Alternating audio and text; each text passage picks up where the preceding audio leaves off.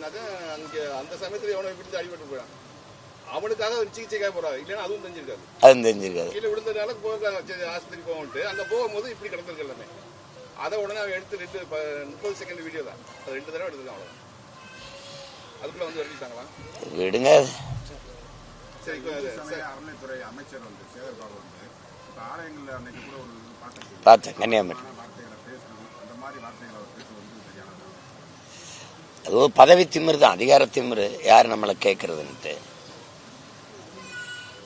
யார் கேட்கறது? அவரு ஆட்சியில் இருக்கிற தலைமைக்கு ரொம்ப நெருக்கமாக இருக்காரு. அவரை ஒன்றும் பண்ண முடியாது. என்னங்கய்யா, என்ன நடவடிக்கை எடுப்பாங்க? அதனால என்ன நடவடிக்கை எடுக்க போறாங்க சொல்லுங்க? அது ஒன்றும் பண்ண முடியாது. அது அதிகார திமிரில் பேசுறதுக்கு நம்ம ஒன்றும் பண்ண முடியாது.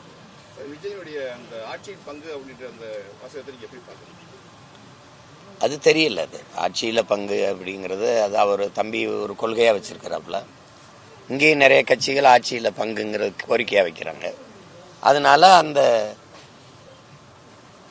அதை கொடுக்கலான்னு நினைக்கிறாங்க. இப்போ என்னன்னா, மத்தியில் வந்து ஆளுகிற கட்சியெல்லாம் ஆட்சியில் பங்கு கொடுக்கத்தானே செய்யுது. காங்கிரஸ் இருக்கும்போதோ பாரதிய ஜனதா இருக்கும்போது இப்போவே பாருங்கள், நிறைய கட்சிகள் வந்து ஆட்சியில் பங்கு எடுத்துருக்குது, கூட்டணி ஆட்சி. அது மாதிரி முறையே இந்த மாநிலத்தில் கேட்குறாங்க. அது தவறு ஒன்றும் இல்லை. அது ஆட்சியில் பங்கு கொடுப்போம் அப்படிங்கிறது தம்பியுடைய பெருந்தன்மையை காட்டுது. அது வரவேற்கத்தக்கது தான். அதை வச்சு கூட்டணிகள் சேராங்க.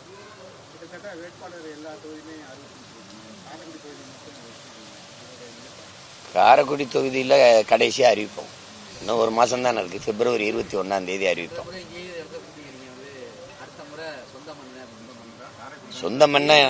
சொந்த மண்ணை காரைக்குடி மட்டும் இல்லை, எனக்கு தமிழ்நாடே என் சொந்த மண்ணு தான்.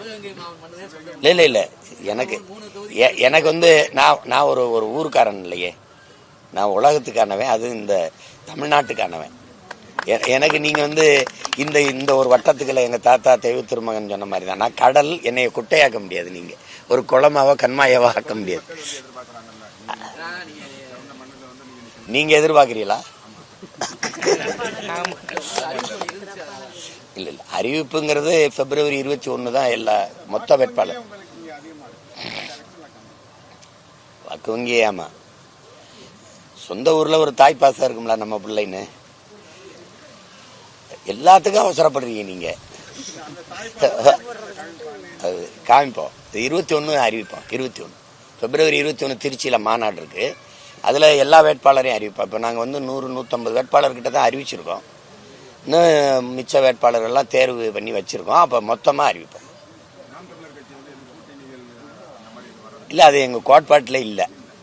இப்போ எனக்கு வந்து இப்போ உங்களுக்கு வந்து நான் ஒரு கட்சியோட இணைந்து வேலை செய்யணும், ஒரு கூட்டணி வைக்கணும்னா தனித்து ஒரு கட்சி தேவையில்லை. என்னோட தத்துவம் தனியாக இருக்குது.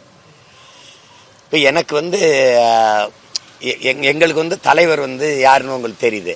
அவரை இவங்க அந்த படத்தை வச்சாலே அடிச்சு விட்டுருவான். அப்படி இருக்கும்போது இவங்க என் பக்கத்தில் உட்காரவோ பேசவோ பயப்படுவாங்க. மீறி வந்தாலும் எங்கள் கோட்பாடு வேற. நாங்கள் வந்து தனித்தமிழ் ஈழம், அது தவிர எங்களுக்கு வேற தீர்வு இல்லைம்போம். எங்களுக்கு ஒரே கொள்கை மொழி தமிழ் தான்போம். பயிற்று மொழி தமிழ், ஆங்கில கட்டாய பாடமொழி.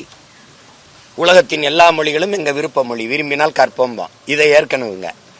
ஆடு மாடு வளர்த்தல், வேளாண்மை செய்தல், பட்டுப்பூச்சி வளர்த்தல், நாட்டுக்கோழி வளர்த்தல், இதெல்லாம் அரசு பணின்னு நான் மாற்றுவேன். இவங்க சிரிப்பாங்க, ஐயோ ஆடு மாடு மேய்க்க சொல்கிறாங்க அப்படின்னு. ஆனால் வீட்டில் போய் நல்லா பால் சாப்பிடுவாங்க, கறி திம்பாங்க. அது வேற. என்னடா லெக் பீஸ்லாம் சாப்பிடுவாங்க. பைத்தியக்கார கூட்டம். இங்கே பால் வளத்துறை இருக்கும், பால் இருக்கும். வளம் எங்கே இருக்கு? எங்கே இருந்துடா பால் வருது? வளத்துறை எங்கடானா இல்லை. கால்நடைத்துறைக்கு ஒரு அமைச்சர் இருப்பார், கால்நடை எங்கன்னா இருக்காது. அது மாதிரி சில கோட்பாடுகளோட நம்ம உடன்பட முடியாது. நீங்கள் ஊழல் லஞ்சத்தை ஒழிக்கணும்னு நினைக்கிறோம். ஆனால் இதில் எந்த கட்சியோட சேர்ந்து உழைப்பீங்க? நீங்களே சொல்லுங்க. இவங்க எல்லாரையும் ஒழிச்சா தான் அதை ஒழிக்க முடியும். உண்மையா இல்லையா சொல்லுங்க. நான் வாக்குக்கு காசு கொடுக்க மாட்டேன், அவங்க காசு கொடுத்தா தான் வெல்ல முடியுங்கிற நிலைப்பாட்டை கொண்டவர்கள். நான் வந்து 36 லட்சம் வாக்கு 1 ரூபா கூட கொடுக்காம பெற்றிருக்கேன். இன்னொரு 36 லட்சம் கூட்டிட்டேன்னா நான் ஓடிடுவேன். அப்போ மக்களுக்கு இந்த புள்ள வென்றுவான் அப்படின்னு நம்பிக்கை வந்துடும். நீங்க காசு கொடுக்கும் போதே ஊழல் லஞ்சத்துக்கான விதை அங்க ஊண்டப்பட்டது. எந்த கேள்வி நீங்க என்கிட்ட கேட்க முடியாது. ஏன்னா நீங்க காசு வாங்கிட்டு தான் வாக்கு செலுத்தி இருக்கீங்க. இப்போ இந்த ரோட்டை ஏன் போடுறேன்னு சொல்லிட்டு போடலைன்னு இவர் சட்டையை பிடிச்சி நான் கேட்க முடியாது. அவன் கையடுறா, நீ நோட்டை வாங்காமையாடா ஓட்டை போட்டேன், இப்ப ரோட்டை பத்தி கேட்கிறாயும்பா. கொள்கை உன்னதமான கொள்கை. அதாவது நாம் தமிழர் கட்சி ஆரம்பத்துல இருந்தே வந்து எதோடய கூட்டணி கிடையாதுங்கிற ஒரு இதுல வந்து நீங்க உறுதியா இருக்கிறது வந்து ரொம்ப வரவேற்கத்தக்கது.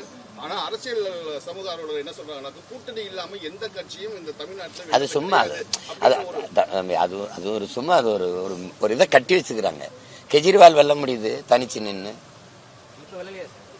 வென்றாரா இல்லையா அதை சொல்லுங்க. 2 முறை வென்றாருல, அப்ப அந்த கோட்பாட்டை எப்படி பாக்குறீங்க? 2 முறை வென்றாரா இல்லையா?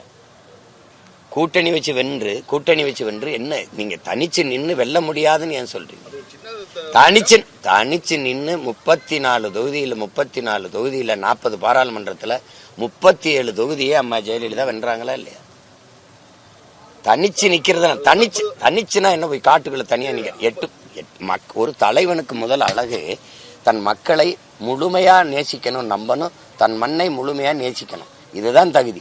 நான் என் மக்களை முழுமையா நம்புறேன், நேசிக்கிறேன், அவங்களை நம்பி நிக்கிறேன். எனக்கு எதுக்கு கூட்டணி? இவ்வளவு பெரிய மக்கள் கூட்டம் இருக்கும்போது எனக்கு எதுக்கு?